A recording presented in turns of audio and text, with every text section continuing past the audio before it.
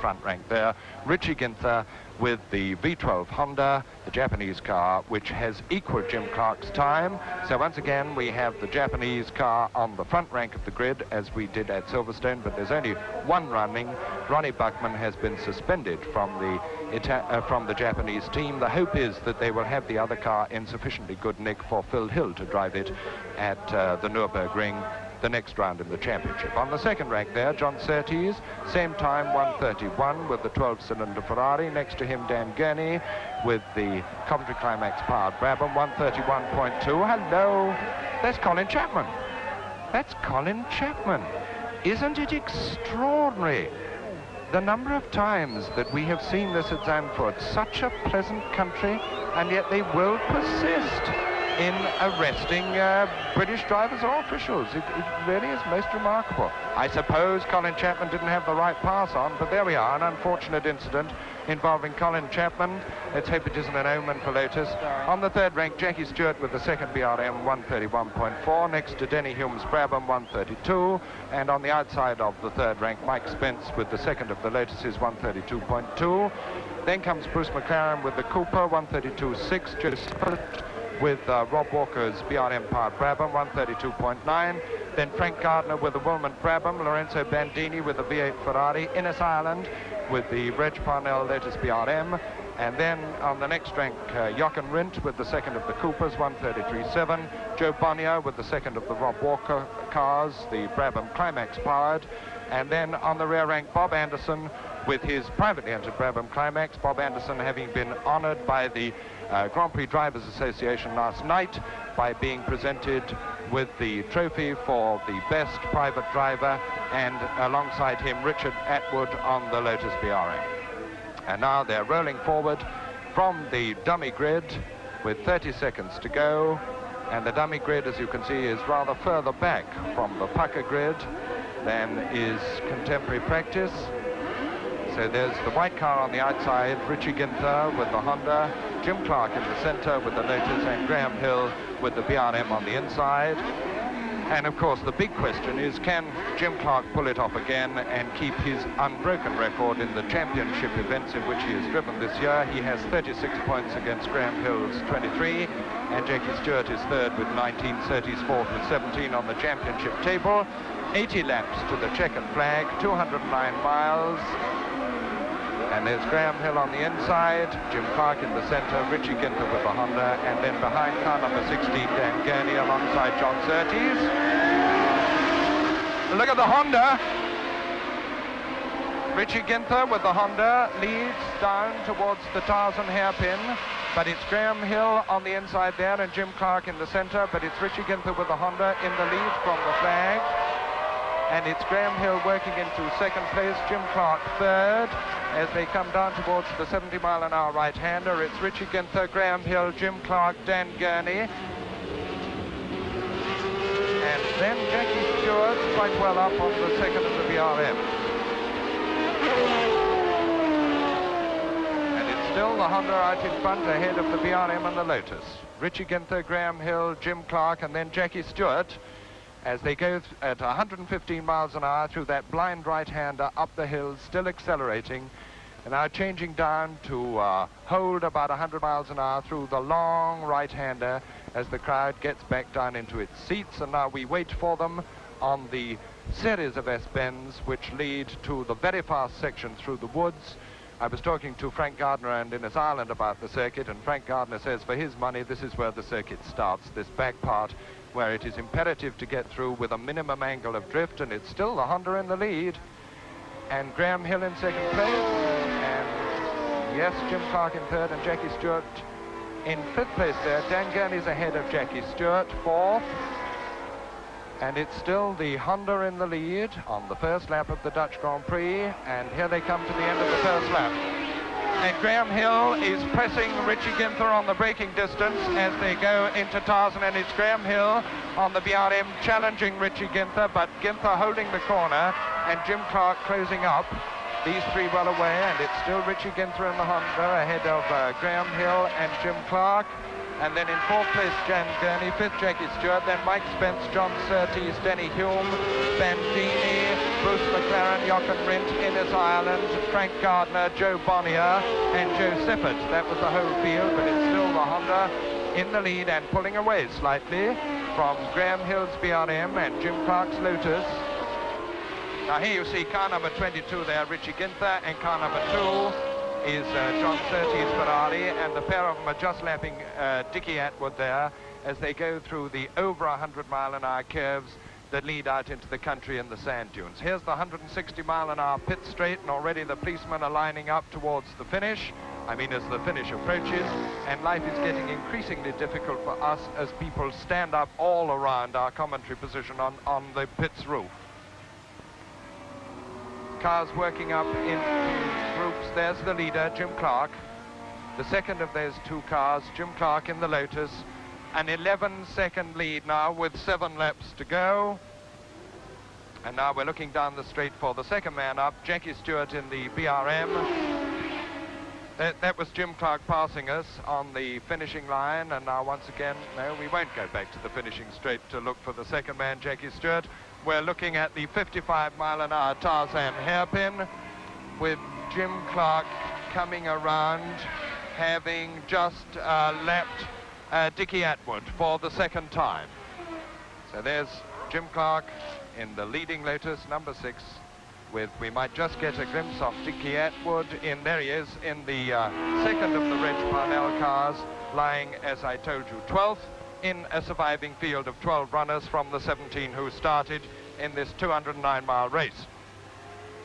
An estimated crowd of 60,000 here, and it's been an intensely interesting and exciting race, despite the fact that Jim Clark, as I told you, has led all the way from the 6th. There have been rare tussles behind him, with Graham Hill, who made the fastest lap in practice, gradually falling back from his lead immediately after he challenged and took it away from the Honda, gradually falling back, and now in 4th place, 18 seconds behind Dan Gurney's Brabham, with no hope whatsoever of doing anything about it. Whether the edge has gone off Graham Hill's PRM or whether he's having braking trouble, I'm not quite sure. There was no sign of any misfiring on the BRM, but the fact is it's fallen back despite Graham's very grim and determined efforts, as was evidenced by the angle of drift he was building up on these corners here, which we're looking at now. Meantime, Jim Clark has passed me here for the 75th time with 5 laps to go. I hope that was a policeman who ran across the road. Even if it was a policeman, he ought to know better. That's Jim Clark. I rather fancy the leader of that group. No, that was Dan Gurney, in fact. That was Dan Gurney going through. And the other 2 cars immediately behind there must have been Mike Spence just ahead of Bandini. That's right, that's what that would have been, the position, the battle for 8th and 9th positions between the second of the Lotuses and the second of the Ferraris.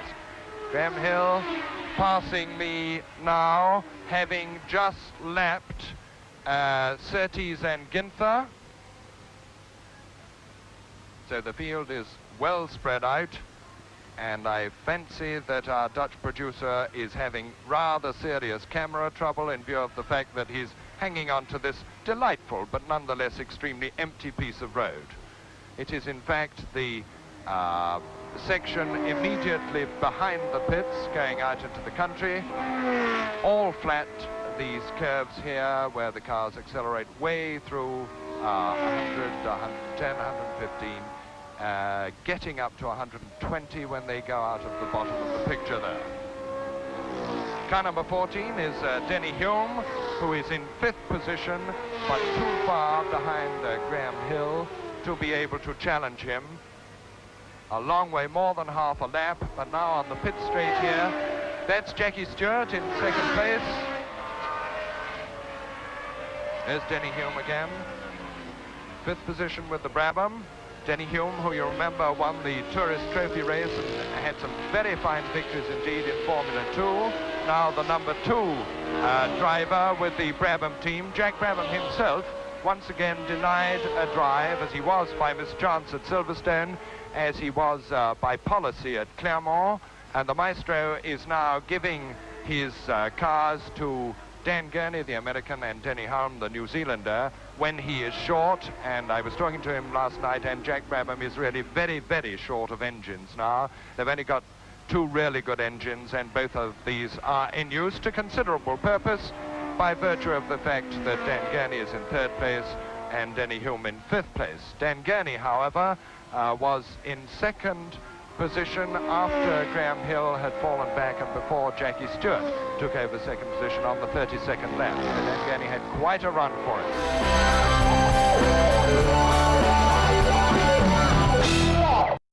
There's Frank Gardner going through just ahead of the leader. Jim Clark lapping Frank Gardner now on the outside there in the Tarzan hairpin, which he goes through at about 55 miles an hour, having completed 77 of the 80 laps. So it's 7.8 miles to go to the checkered flag and another victory for the brilliant Clark. And if Jimmy can pull this one off, completing his record of having won all the world champion races in which he's competed this year. You remember he declined Monaco in preference for his victory at Indianapolis. And now if he wins this one, it will mean 5 victories with a total of 45 points in the World Championship. And since only the 5 best results count in the championship, this will mean that if Jim Clark can take this checkered flag, he will have scored a maximum and will be virtually certain of the World Championship, because the only man who could beat him then would be Graham Hill, who would have to win all 4 of the remaining races, the Nürburgring, Monza, that's the German and Italian Grand Prix, and then Watkins Glen, the United States, and Mexico City. If Graham could win all those, and Jimmy didn't finish in any of those, then Graham could beat him. But this, of course, is immensely improbable, and it looks very, very much as if Jim Clark in the Lotus is on his way to clinching the World Championship for the 2nd time, of course. There he goes, completing his 78th lap now, 2 to go, and you can see how far ahead he has got of Frank Gardner and the Wilmot-entered Brabham on that lap. And there is Jackie Stewart just passing me there. The interval still very nearly 10 seconds. And Jim Clark, of course, is perfectly well aware of that. He's been given his pit signal. He knows exactly what the form is. And another thing to remember about him is that he is on the 2nd string car, the interval precisely 10 seconds. I just clicked my stopwatch there. Jim Clark is on the 2nd of the works cars, the one which Mike Spence drove at Silverstone last week. His own number 1 car having blown up the 4-valve engine in practice. Still no change in the order behind him. 10 seconds behind Jim Clark, Jackie Stewart on the BRM, 5 seconds behind Stewart, Dan Gurney's Brabham, and then just over 20 seconds now, Graham Hill 4th on the 2nd of the BRMs, 5th Denny Hulme, and then the only bit of close racing we have at this time between Richie Ginther's Honda and John Surtees. But now everybody is standing up here, an estimated crowd of over 60,000, which must be nearly a record for Zandvoort, and there's Jim Clark on his way to another magnificently won victory, because he's proved beyond any question, as he did last week, that he is a complete master, whatever the circumstances. There he goes, completing his 79th lap, on his last lap now, into the Tarzan hairpin for the last time. There goes Jackie Stewart, the interval between them just under 10 seconds. In fact, Dan Gurney passes me in 3rd place, and then there'll be a long gap before Graham Hill comes up. I've clicked my watch on Jim Clark as he goes through the 70-mile-an-hour right-hander there, and I'm waiting for Jackie Stewart there. And no, he's got it down. Jackie Stewart's only 9 seconds behind that time. So Jackie Stewart is still making a desperate bid to close the gap, but he hasn't got the pressure on enough really to worry the Lotus driver. Graham Hill passing me now in 4th position as the leader goes out into the country, very nearly a half a lap behind, and here you get a panoramic effect of the circuit here in the sand dunes. A circuit built specifically for motor racing on bomb rubble shortly after the war. It's wooded, it's undulating slightly, and it's a splendid place for a motor race. 2.6 miles to the lap, and the really quick boys lapping at around 103 miles an hour. 160-mile-an-hour straight, and all the rest curving, as you see Jim Clark here now, curving his way with his usual meticulous accuracy, not to waste a second, a tenth of a second, a hundredth of a second, nor a foot. And here's the 160-mile-an-hour straight now, and Jim Clark takes the checkered flag to win the Dutch Grand Prix of 1965 and score a maximum in his World Championship effort this year. Jackie Stewart takes the checkered flag in a very fine second place. Dan Gurney third there. This at the end of 209 miles, remember, extremely close racing, and finishing a lap behind to put your minds at rest there.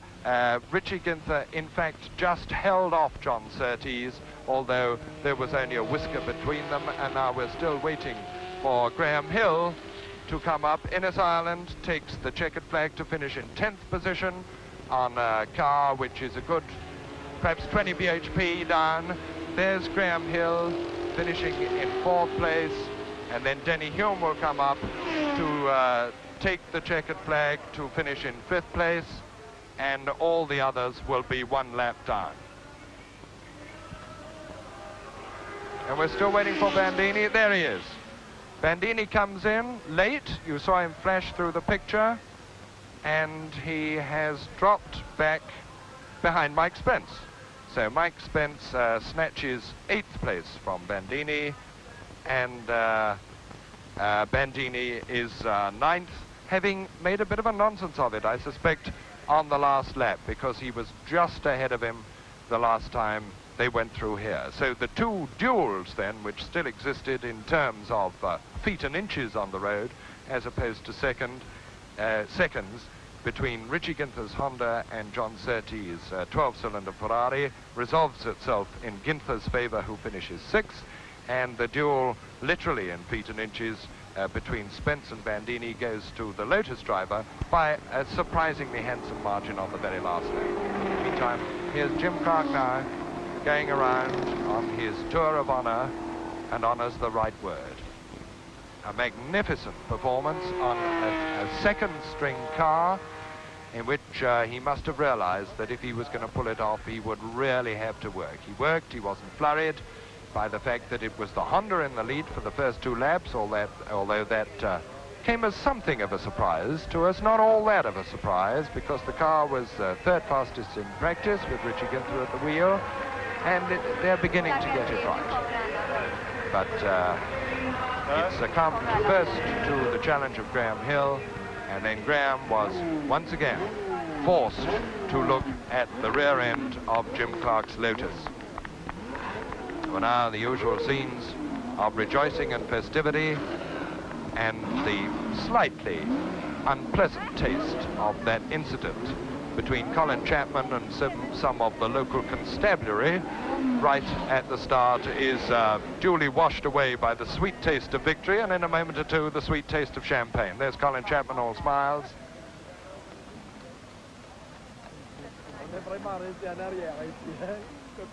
Well, pictures which need absolutely no comment whatsoever. Oh, and now you hear the crowd cheering, not for the victor, but because a couple of the mounted policemen, which are very much a part of the scene here at Zandvoort, have gone off down the circuit at full gallop because there's some people climbing over the fences. Jim Clark then, in his moment of victory at Zandvoort, which I think I am pretty safe in saying is his moment of victory for the World Championship of 1965. 5 races, 5 wins, a total of 45 marks, but then remember that only the 5 best performances count. 4 races to go.